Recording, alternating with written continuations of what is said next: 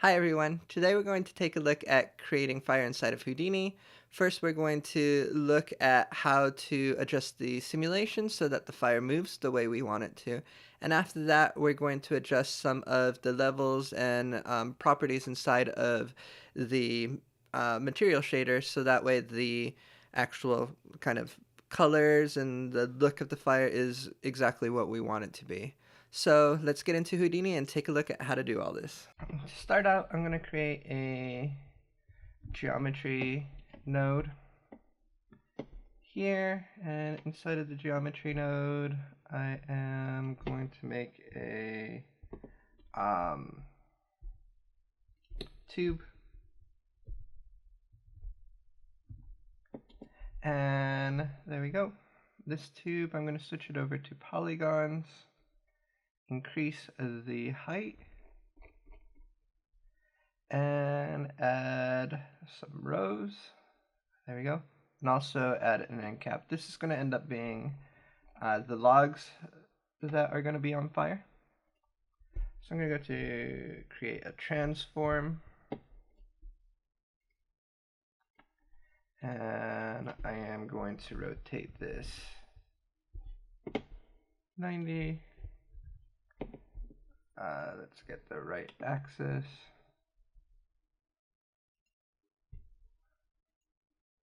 Oh, it was because I wasn't on the eyeball for this one so that we could see it. Alright, so that's our first one. Maybe I'll take it up a little bit so that it is up over on top of the ground, and then I can also move this a little bit up there. Then I'll copy and paste this a couple more times, and I will create a merge so that we can bring all these back together.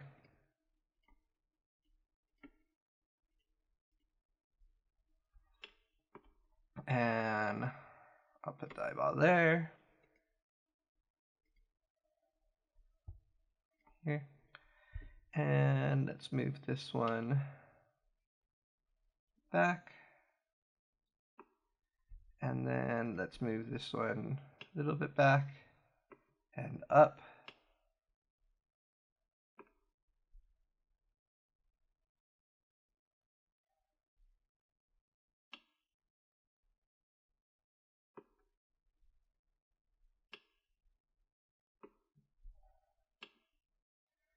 Just try to line it up. There we go. So that's going to be the logs. Maybe I'll make it a little bit more interesting with a mountain node. We can connect the mountain node, and that will give us a little bit of noise on the log.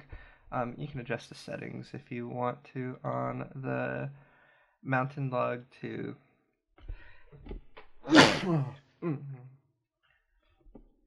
make it the way you want it to look. So that's a little bit kind of distorted, but not too much.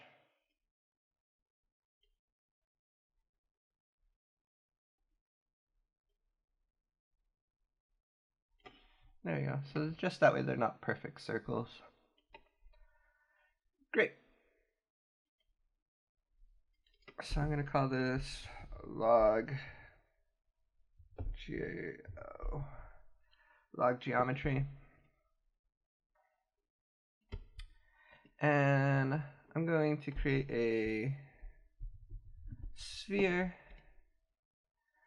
This is going to be our fire emitter geo. So we're going to emit from a piece of geometry.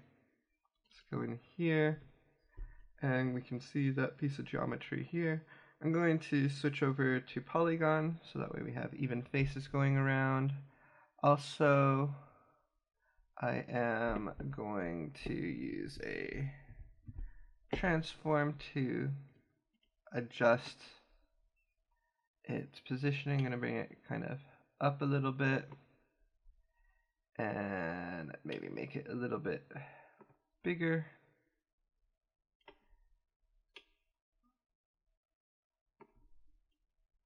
Something kind of like that. And then on the sphere itself, I can also make it a little bit wider. And I'll also want to adjust the frequency so that we have more topology to work with. So on here, on this geometry, what I want to do is create a mountain node, and the reason we want to do this is to be able to give it a little bit of noise. So here with the attribute, I'm going to make two of them. So the first one is going to have kind of more noise,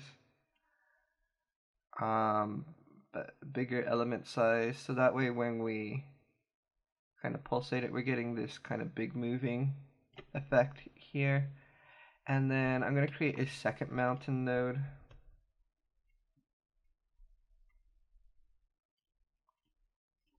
And on this mountain node, I am going to make the elements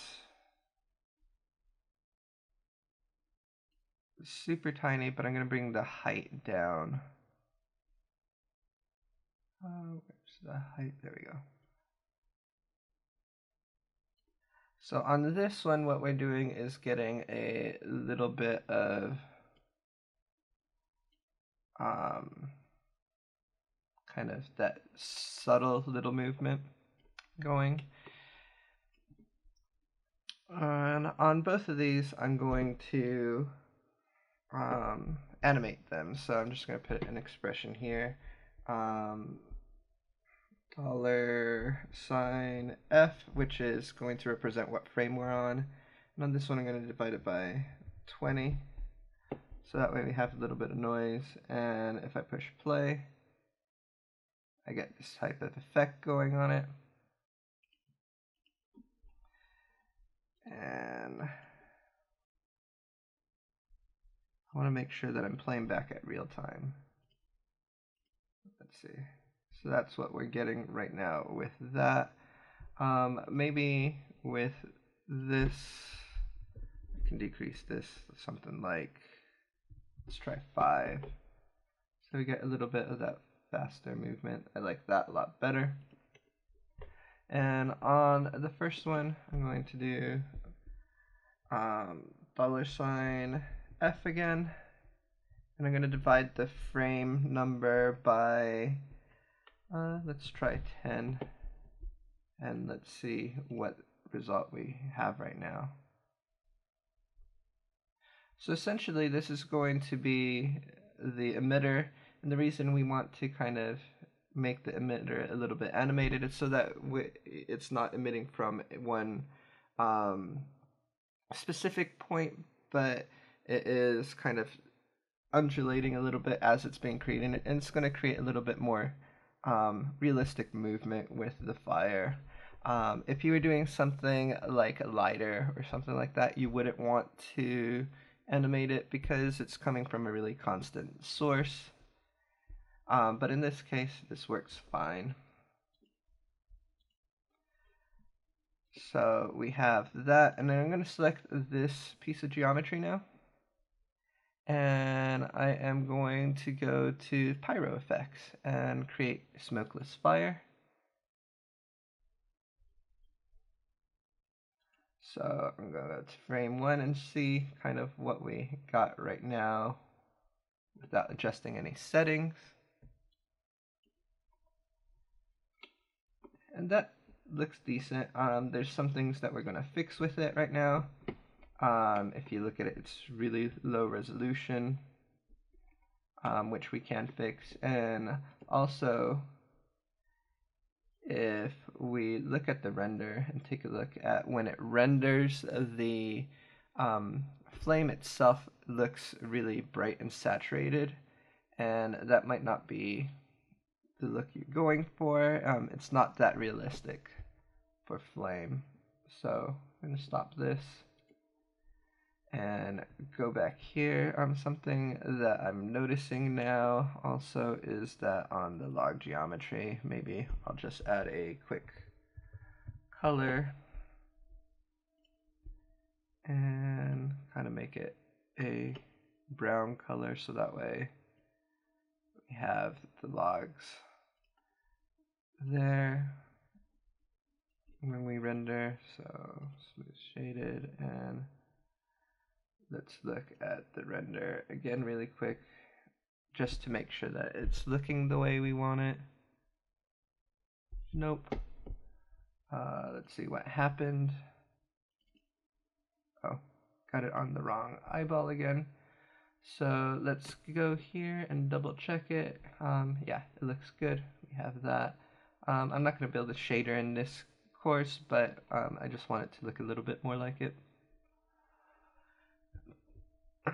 Maybe I'll also do a grid just so that we have a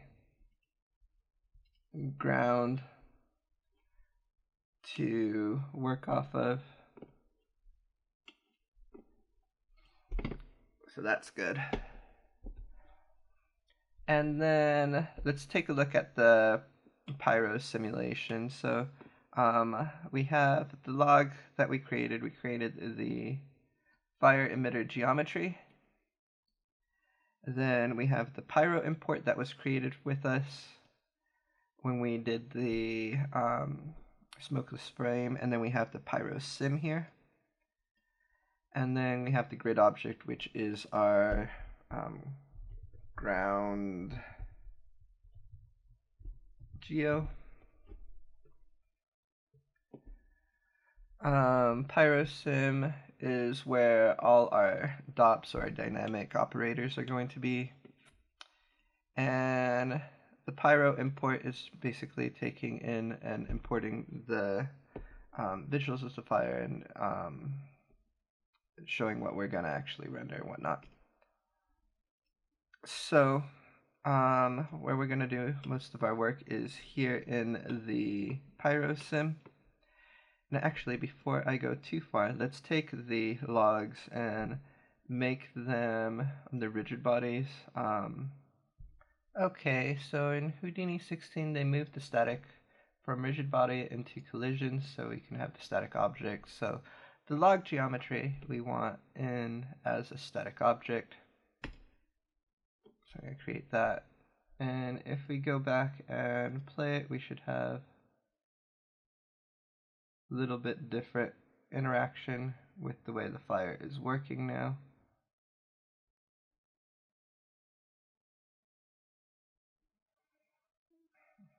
That looks pretty good.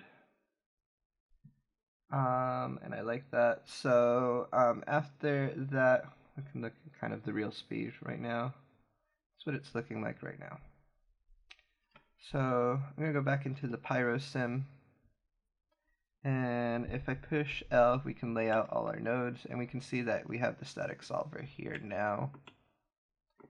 And we have all of our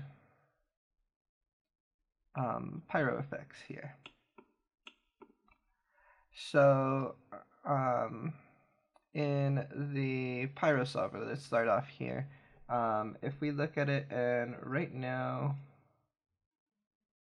I think if we go through and play a little bit, the speed of this fire looks fine to me, but a lot of times when you're working with fire, sometimes you need to adjust kind of the way it's moving and things like that. So you can take this and like slow it down, and we can actually see how that affects it. You can see how much slower it works there. So if you're working on a really big fire that's really far away, you might want it to be look slower like this. So if we go back and look at its real-time playing, you can see how slow that is, and it would look like a much bigger fire that's further away. In this case, it's smaller and close up, so I'm going to stick it with 1, but you can adjust that. Say buoyancy lift is another one that is pretty useful. And I mean, all of these are useful, but things that I kind of adjust really quick right away that will give me kind of a look that I'm going for. So with the buoyancy lift, I can take this and increase this. Let's do this to like a really insane level, and you can see that it really kind of pulls and elongates the flames when you're doing that. So if you need that, you can do that. And in this case, just working at the defaults works fine for me. Something that you can actually also do in here is instead of doing some other kind of tricky stuff to get the to look like it's being adjusted by water, or not water but air, what you can do is set up the audio here. Set up the buoyancy direction and give it a value in this direction. So let's say we wanted it to blow to kind of the side here. We can take it and do something like rand and give it a value. So let's say I'm just going to say $F, so that way it's changing every frame, and it kind of gives it a 0 to 1 value from whatever the frame is. So that should give us kind of a little bit of like push over to the sides a little bit so that it's not constantly going straight, but it's kind of being blown around a little bit. So I really like that. And now that I'm looking at it, maybe I do want to increase the buoyancy a little bit so that it's a little bit taller than what we have here. So I'll go in and maybe bring this up to 20 and see what that does for us.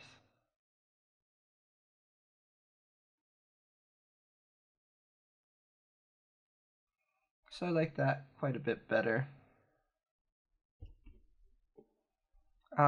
Combustion is a lot of the physics on how it is going to be working.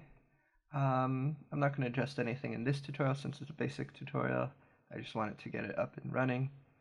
Dissipation, so right now it's got 0.1 dissipation. It's kind of like how quickly it dissolves. If you want it to adjust it where it kind of lingers a bit longer, you get a little bit more flames through that, you can do that. And then disturbance is an interesting attribute where if we were to increase this, you'll see that you kind of get a little bit more of a spinning effect with the fire. So this is more better for kind of fire that's within an explosion or something like that. So let me bring that back and bring the value back. If I go the other direction, so let's say there was like 0 disturbance, it should look very kind of lean and sleek, the fire, with very little kind of rippling other than the way we kind of adjusted the emitter to be moving and interacting. But it's much smoother than what we were looking at before. For a little campfire, I think that I'll leave it at the defaults as well. And then shredding is kind of like, whoa, let's go back. So let's look at the shredding effect that we have here. And you can see that you're creating kind of these long tendrils when you bring the shredding down, which is kind of cool. And if you go the opposite direction,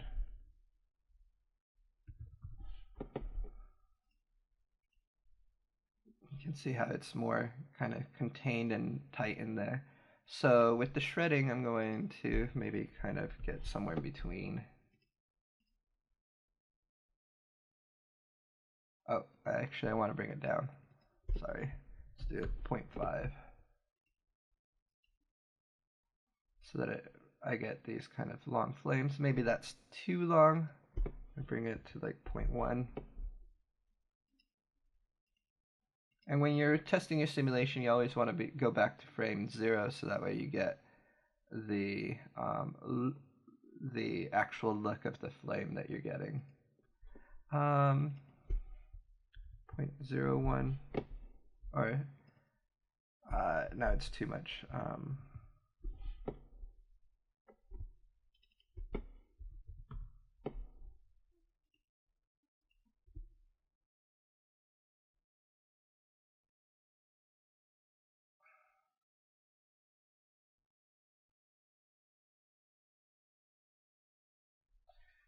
Still a little bit too long. Let's do 1.5.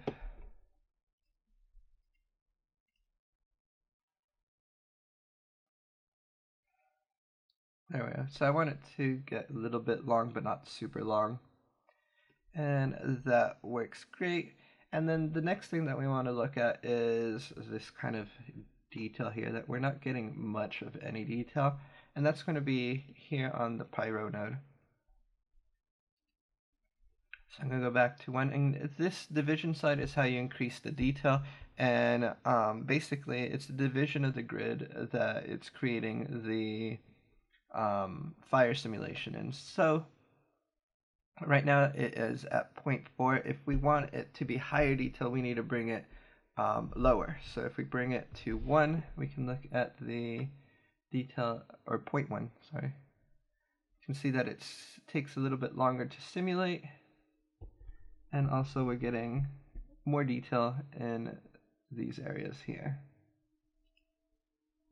The simulation kind of changes a little bit as you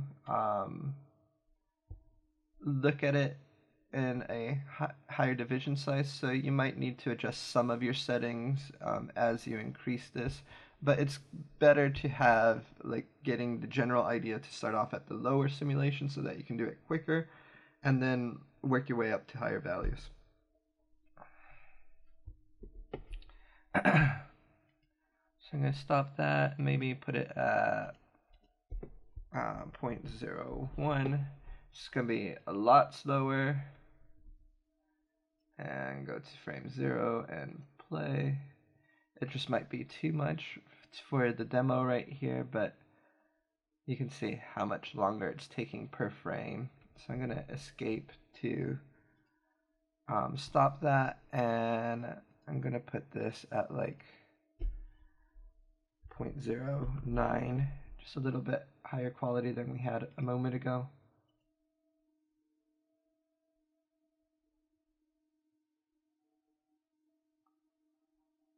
And that should be good enough for what we're doing.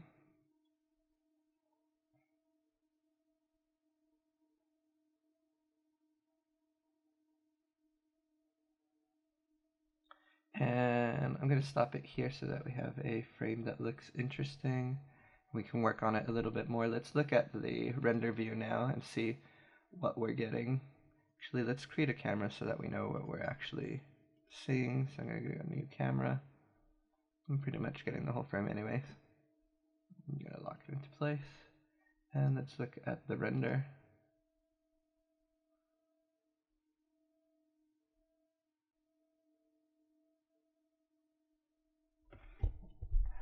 So this is looking a lot better, but it's still pretty saturated, like we were saying before.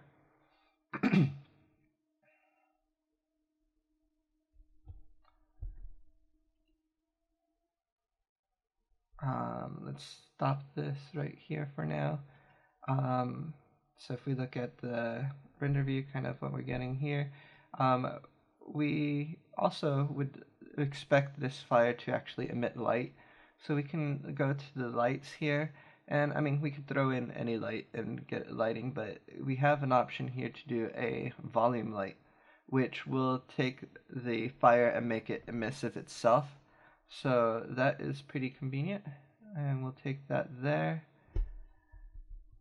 and push enter, And you can see that has accepted the light as that fire there, and we can take this and I want to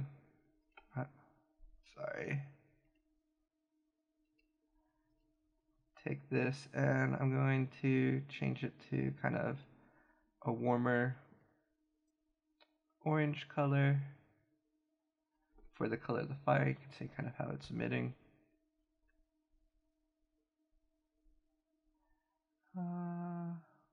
Let's stick with that, and let's look at what the render looks like now.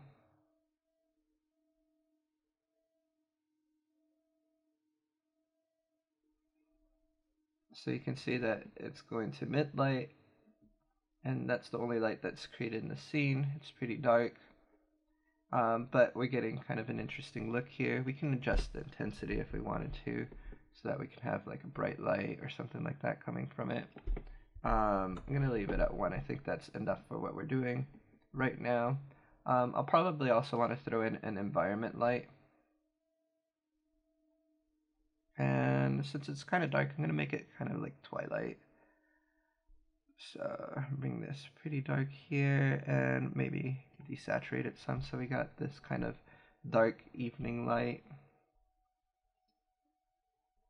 And I probably also want to make it render light geometry so that we can kind of see that. And this color, I really want to push it more. Maybe not that much, but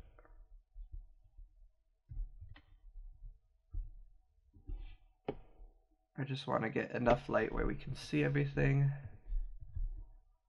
but it's not like very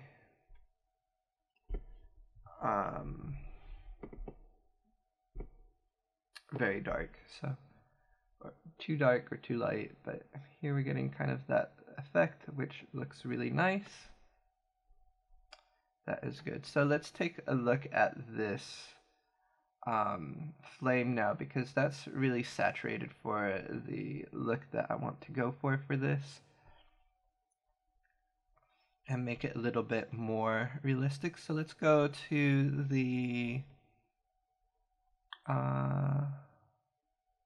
shop network. I guess they moved it to materials now. Here, in materials, we have the smokeless fire, and that's going to be what is the fire's looking for. So the main area that I want to play with right now is this fire effect. So I can take this and maybe take the saturation down quite a bit, and on this yellow bring the saturation down a lot also, so that gets us a lot closer to kind of real fire look. Can take these and tweak it around, and then another, if we go, I just want another one that is kind of close to that color. And if you go in and kind of start adding a little bit of detail into them, you get a little bit more kind of variance in the fire. And then we can also take the intensity of this light, because that makes it really bright, because we got the value all the way up. But if we take this value kind of down, you'll see that we're starting to get a lot more of the detail of the flames themselves. And maybe on this yellow one, take that value down as well a little bit.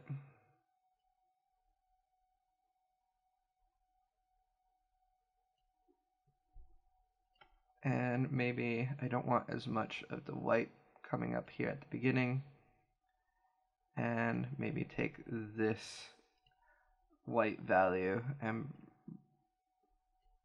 basically bring this down a bit. We can look at the fire, how it's looking right now. It's starting to look pretty interesting looking.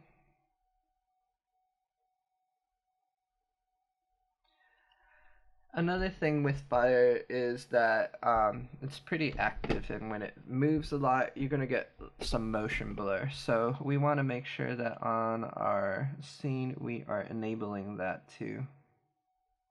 So let's look at our out and go to our mantra node. Under rendering, I mean, you can change this if you want. You can go to physically based rendering and start seeing how that looks.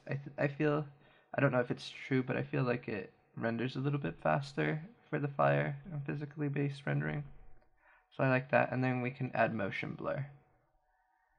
And then if we want, we can increase the time steps here so that it reads more frames when it's going to create it, and maybe increase the samples of this too, so that we can have a nice, like, smoother flame. Let me kind of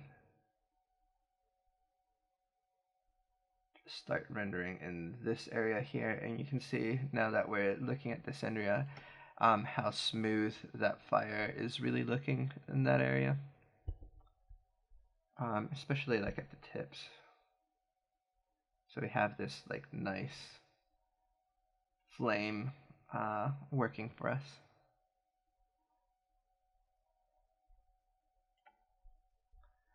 And maybe now that I'm looking at this, I want to go back and our object level and adjust the volume light. Maybe take the saturation down a bit. And maybe I do want to adjust the intensity here.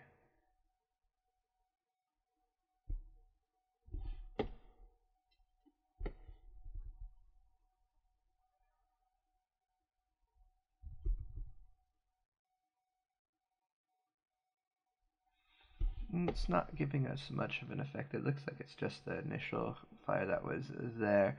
Something else that you can do that is pretty effective. So I'm going to bring this back down because you see we're not really seeing any change here. You can take the fire emitter geo. I'm going to copy and paste that here in our scene. And let's stop this really quick so that we can look at our scene and what's going on here. And I'm going to go into the fire emitter. I want to get rid of all these dynamic nodes that were created here. So I'm going to select them all and delete them. There we go. And then I'm going to take this and maybe move it slightly up and scale it up a tiny bit. And we're going to get still that same kind of pulsating look that we had before with the other thing. But I'm going to end up using this as a light.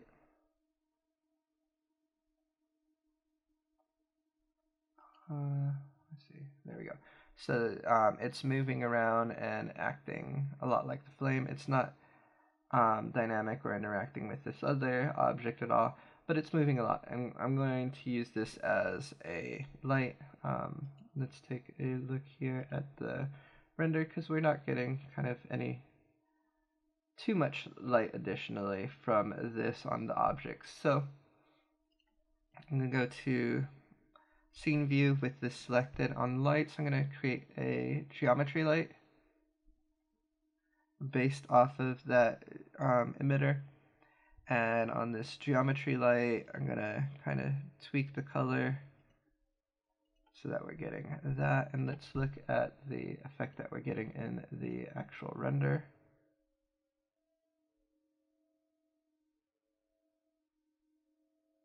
So we're getting that light being hit on everything here. So let's take the intensity up. And that looks a lot more like what I wanted to get with the volume light. Although the volume light was working a little bit, I really want this kind of like campfire, like glow going around. So if we had things in the scene we can do that. And because it's based off of that geometry that's actually moving around, we can get a bit of fluctuation in the way the light's coming out as well, which is pretty useful. And it's kind of a lot of the same pattern of what is based off of what's coming off of the emitter. So we get a lot of, like, especially in this area where the main light is going to be coming from, the same kind of movement of the light as we are with the fire. So that's how you create fire inside of Houdini. I hope you guys found this tutorial useful. If you did, please like, share, and subscribe. Also, if you created any projects based off of this tutorial, I'd love to see it. Please send me a link on my Twitter account, and we will see you guys in the next lesson. Have a good one.